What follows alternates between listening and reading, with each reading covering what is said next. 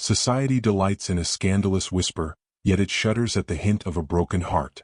The ballroom glittered under the weight of 1,000 candles, each flame trembling in the polished crystal of the chandeliers. The scent of roses, mingled with the faint tang of beeswax and damp velvet, clung to the air like a memory that refused to fade. Guests moved like currents in a gilded river, their gowns rustling silk and satin, their laughter polished yet brittle, like porcelain on a mantelpiece.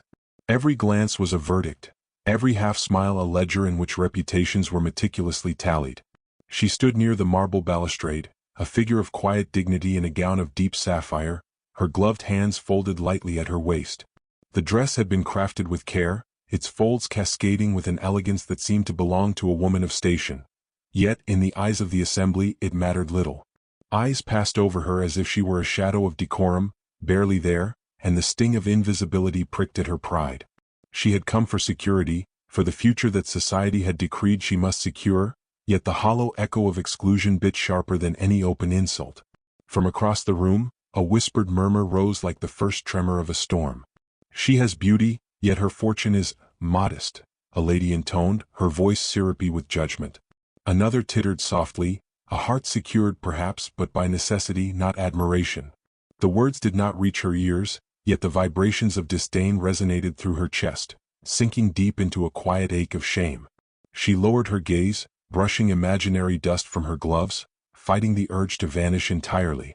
It was then that he appeared, a figure cut from the fabric of both fear and fascination. He moved with the calculated ease of a man accustomed to command, a duke impeccably tailored in black and deep gold, a presence that demanded attention yet gave none in return. His eyes, dark and measured, scanned the room as if weighing its occupants, and for a heartbeat they lingered on her. The connection was electric, subtle yet undeniable, like lightning waiting to strike behind a clouded sky. Yet the faintest tilt of his mouth betrayed nothing: civility, obligation, restraint. When he finally approached, the ballroom seemed to contract, the swirling currents of gossip pausing in their orbit to accommodate the gravity of his presence. "You have arrived early," he remarked, his voice low and even, polished by years of expectation. There was no warmth in it, and yet in the cadence she detected the glimmer of a question, unasked, hovering between them. "I wish to observe," she replied, each word careful, measured. The faintest tremor in her hand betrayed her otherwise impeccable composure. Every heartbeat was a drum of anticipation. Every breath, a whispered negotiation between pride and fear. Around them, the world continued its delicate dance of judgment. A gentleman coughed discreetly, a lady's fan flicked to hide a smirk, yet between the two of them, an unspoken tension gathered, heavy and fragrant, like the night before a tempest. She realized, with a pang both thrilling and terrifying, that security alone might not be enough to fortify her heart. There was a danger here, one she had not anticipated. The Duke's gaze, though formal, carried the weight of an unread promise, and her pulse quickened with the knowledge that her life's careful arrangements might unravel before a single spark of truth had been revealed. Then, as if to punctuate the moment, a rival from the assembly swept past with a careless grace, deliberately brushing against her sleeve. The whisper of silk against silk was a small insult, yet it struck with the force of a bell, announcing her otherness, her vulnerability. She straightened, shoulders back, chin lifted, but the sting of exposure lingered, bitter and sharp. He offered her no rescue, no courtesy beyond the strict bounds of etiquette, yet in that refusal lay a challenge. A statement, silent but resounding: "You will endure or you will falter." And in that precise moment, she understood that the evening would demand more than decorum. It would demand courage, cunning, and perhaps an openness she had yet to allow herself. As the music swelled and the dancers twirled like gilded leaves in a storm, she felt the quiet shift of destiny. The room remained indifferent, the whispers relentless, yet she sensed the first tremor of possibility, a fracture in the rigid edifice of expectation waiting to widen. And somewhere, in the depth of that gaze that had found her, she felt the unmistakable, terrifying pull of intrigue, the first whisper of something that might one day awaken desire, or ruin entirely. The night pressed on, each step measured, each smile a careful mask, and she remained poised on the knife edge of duty and longing, knowing that the collision of hearts, and perhaps hearts yet undiscovered, would come.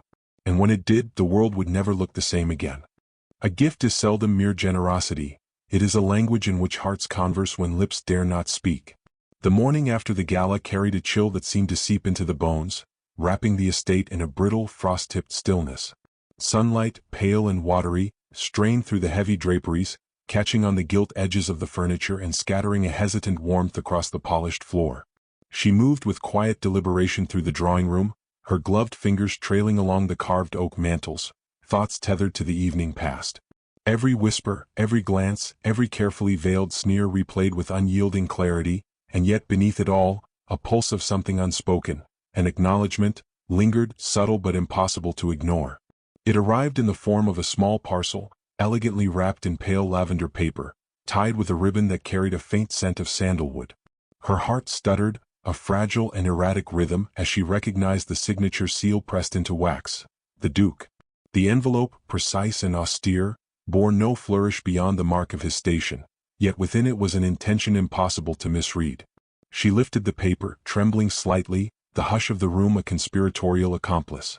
Inside rested a locket of gold, delicate yet enduring, its surface engraved with an intricate filigree that seemed to capture light like trapped whispers. Her fingers brushed against it with a reverent hesitation, and the world fell into a suspended quiet. She could almost hear the faint echo of his gaze in the curves of the metal, as if he had transferred a fragment of himself into the object. It was a token of civility, yet it spoke a language beyond the bounds of mere duty. A message carried silently: "You are seen even when the world pretends otherwise." But no gift comes without consequence, and the corridors of the estate were not without their ears. By midday, murmurs had begun to circulate. A lady's maid glimpsed the token before it reached her hands, a cousin chanced upon the seal and whispered of clandestine attentions. "A locket from the Duke," they said, their words tasting of both envy and scandal. Surely, one such as she cannot bear the burden of propriety. Each utterance was a needle, tiny but persistent, pricking at her resolve. She carried the delicate object as one might a flame, wary that a careless breath could extinguish it or ignite a conflagration. The Duke, by design or accident, entered her sphere again, this time in the library where dust motes danced in shafts of morning light, each particle suspended like a thought waiting to be voiced. "I trust it arrived safely," he remarked, his voice low, threaded with the same restraint that had governed their previous encounter. There was no flourish, no overt sentiment, yet the locket, now resting in her palm, seemed to pulse with the weight of his unspoken regard. "Yes, it is most exquisite," she replied, her tone steady though her pulse betrayed her.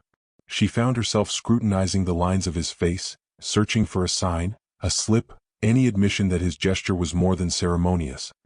He regarded her in return, and for a fleeting moment, the formalities dissolved.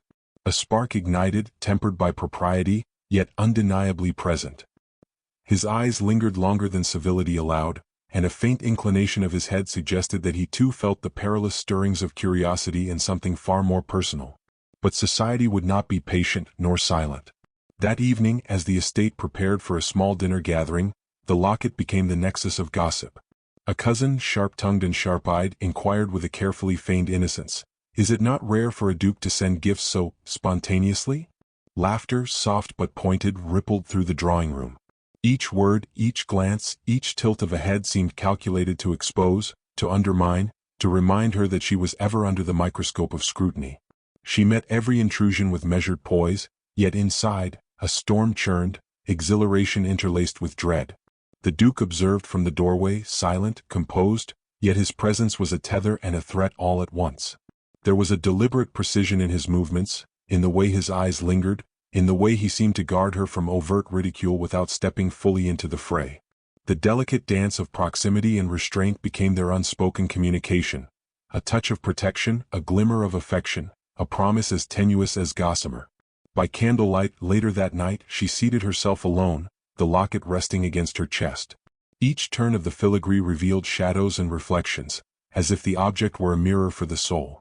She traced its curves, imagining the fingers that had pressed its shape into wax, imagining the thoughts that had guided its choice.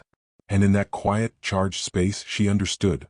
The Duke's gift was a challenge as much as a benediction. It was a whisper of possibility, of intimacy forbidden by propriety, of a world in which her heart might no longer be bound solely by duty. Yet the scandal, subtle though it was, would not relent. Rumors, ever hungry, festered like a storm at sea, threatening to breach the calm. Every encounter became a test, every glance a spark in the tinderbox of social expectation. And though she bore her dignity with the elegance expected of her station, She felt the first trembling awareness that the locket, the token, was not merely an object of gold.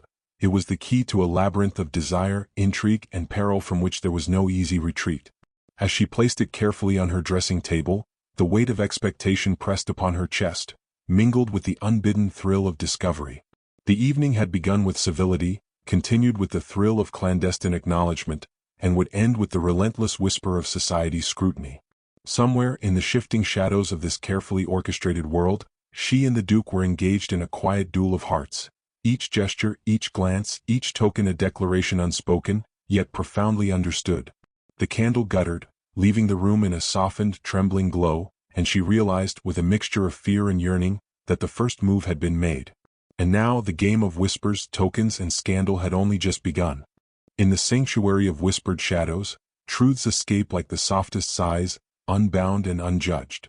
The garden lay cloaked in the hush of twilight, a silken darkness embroidered with the silver of early stars. The air carried the scent of damp earth and jasmine, mingling with the faint, lingering perfume of roses long since cut, and the distant sound of water spilling from a marble fountain added a gentle cadence to the silence. She moved along the gravel path, her skirts rustling softly, each step measured, as if afraid to disturb the delicate balance of night. The locket rested in her palm, heavy with meaning, and yet she could not fathom the weight it would soon bear. He was already there, standing beneath the wrought iron arbor, shadows draping over his form like a cloak. The flicker of lantern light from the house behind him traced the line of his jaw, the curve of his shoulders, and for a moment he was not a duke, not a figure bound by duty and decorum, but a man suspended between expectation and desire. His gaze found hers immediately, and she felt it strike through the careful armor she had worn for so long. "You walked quickly," he said, his voice low, measured, yet carrying an edge of something unspoken. "As if to escape, or perhaps to seek." "I could ask the same of you," she replied, keeping her tone light, though her heart betrayed her. Her fingers clenched the locket, as though its cool metal could anchor her trembling resolve. "Are we not both seeking some measure of honesty that eludes daylight?" He took a step closer, the gravel crunching beneath his boots, each sound magnified in the stillness. "Honesty," he murmured, almost to himself. "You would speak it so freely if the world were watching? Or only here, where the moon is our sole witness?" His eyes searched hers, and in that quiet interrogation, she sensed a raw vulnerability beneath his composed exterior, a glimpse of the man behind the title, behind the expectations that society had placed upon him. Her breath caught. "Here," she admitted, "truth is easier. There is no audience to judge. Only the fear of what might come if we admit what we truly feel." He inclined his head, and the faintest tension in his shoulders relaxed. For the first time, the formalities that had bound them dissolved. The locket glimmered faintly against the lace of her sleeve, and he reached out, almost instinctively, to touch it. His fingers brushed hers, a light, fleeting contact that made the air between them hum. "And yet," he said softly, "you have worn it not as a token of duty, but as a declaration I have not dared speak." Her heart faltered at the confession embedded in his tone. The weight of the locket suddenly shifted, no longer a mere object of politeness or expectation, but a mirror reflecting the stirrings of his own heart. "Then tell me," she whispered, her voice fragile, "is there more? Or have we allowed hope to trespass where it ought not?" The faintest smile curved his lips, almost imperceptible, yet it carried a warmth that sent shivers through her. "Hope," he said, "is the only truth I cannot suppress. I married for duty, yes, but these moments, these stolen hours, they are mine alone and yours if you will permit." His hand hovered, suspended between them, a question unspoken yet urgent. A sudden rustle of the ivy behind them reminded them of the world beyond their sanctuary, of eyes and ears ever vigilant, yet neither moved. She lifted her hand, letting her fingers intertwine with his, the contact both a risk and a surrender. "Then I will allow it," she breathed. "Not for the sake of propriety, not for security, but for us, whatever that may mean." He drew her closer but did not kiss her.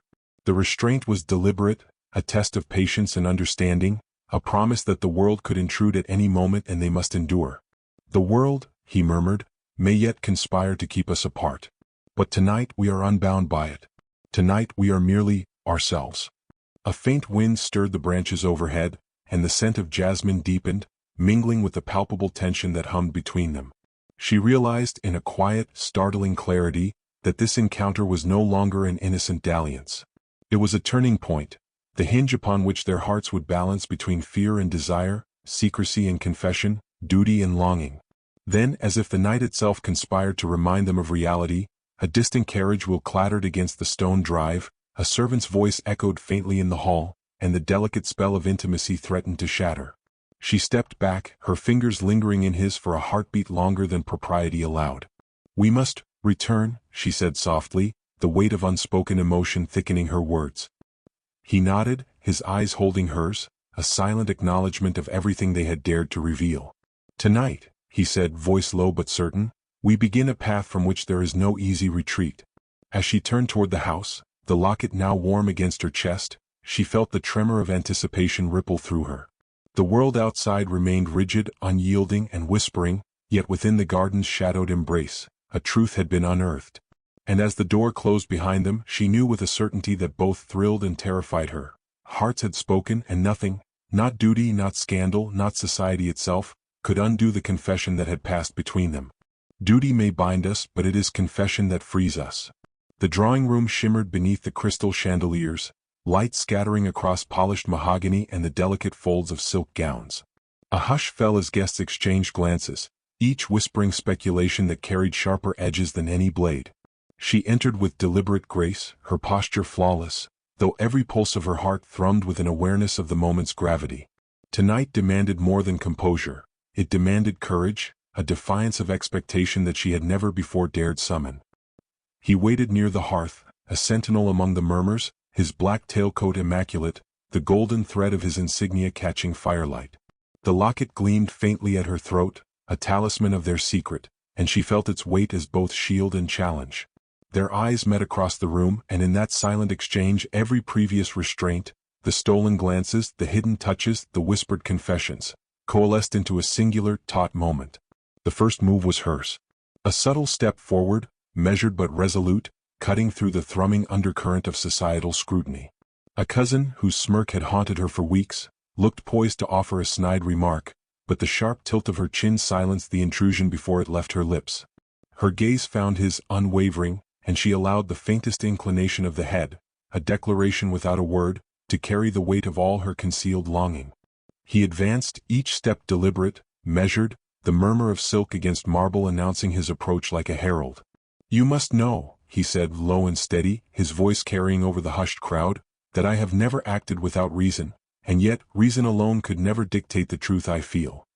His eyes held hers with a gravity that left no room for misinterpretation, each syllable resonating as both admission and promise.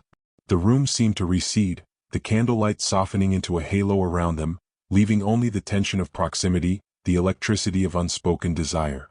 She could feel it in the tremor of his hand as he extended it toward her, and in the quiet certainty of her own heartbeat, racing in tandem. "Then speak it," she whispered, voice barely audible yet carrying through the space between them. "Speak it not for the eyes that judge, but for the heart that waits." His fingers brushed hers, light at first, almost testing, before closing with an unyielding certainty that both startled and anchored her. "I married you for duty," he confessed, as the world demanded. "But I claim you, here now and beyond, all for love." The words struck like fire, igniting every restraint she had built, every carefully maintained composure.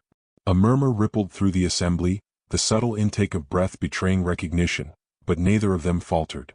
She stepped fully into the space between him and expectation, letting her gloved hand rest in his.